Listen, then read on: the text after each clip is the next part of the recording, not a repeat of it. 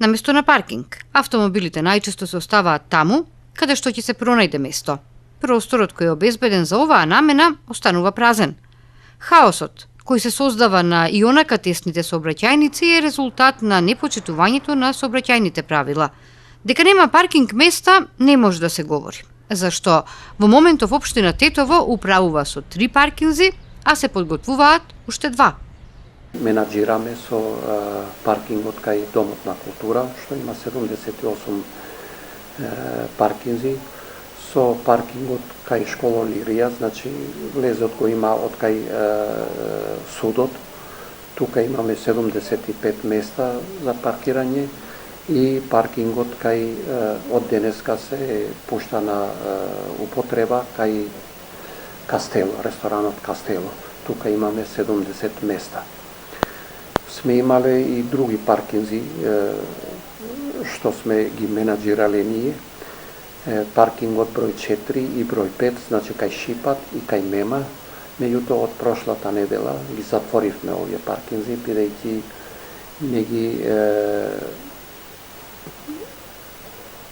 трошоците не ги исполнува. Паркингот позади ресторанот Тиволи, тука ќе имаме околу 90 места. Меѓутоа тој паркинг ќе треба, значи за пуштање ќе треба да чекаме околу 3 недели до месец дена. Паркинзите кај Веро, кај Зелениот пазар до основниот суд и двата подземни паркинг простори во трговските центри во центарот на Тетово, вели Демири, се менаџирани од други лица. Од секторот за сообраќај велат ќе продолжат со уредување на сообраќајниците. Мислиме да отвориме зонски паркиралишта, и тоа прво ќе биде низ булеварот Илирија, кој булевар ќе почнеме сега бргу да го асфалтираме и одма ќе почнеме со хоризонталната сигнализација, што значи дека ќе почнеме и со зонското паркирање. Исто така со зонско паркирање ќе почнеме и во булеварот Илинден и улицата за автобуска станица. Меѓутоа, тука треба, таа улица треба да се асфалтира дел од таа улица, што е неасфалтирана, значи не можат тука да се паркираат колите, затоа откако ќе се асфалтира, тоа мислиме бргу да го решиме. Ќе ги активираме и блокаторите, што значи дека ќе биде нешто плюс за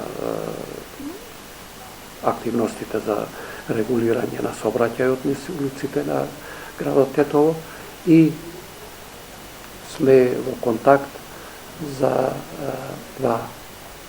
две пајаци, значи камиони да земеме. Новите пајак возила, зонското паркирање и уредувањето на паркинг местата во градот се очекува да придонесат за надминување на сообраќајниот метеж. Деновиве започна и примената на новиот режим на сообраќај на булеварот Маршал Тито, кој од крстосницата со улицата Јане Сандански до онаа со Благојатовска е затворен за сообраќај од 21 до 24 часот. Како причина се посочува големата фреквенција на пешаци во овој дел од деноночието и метежот кој при тоа се создаваше на коловозот. Одредбата ќе важи до крајот на август.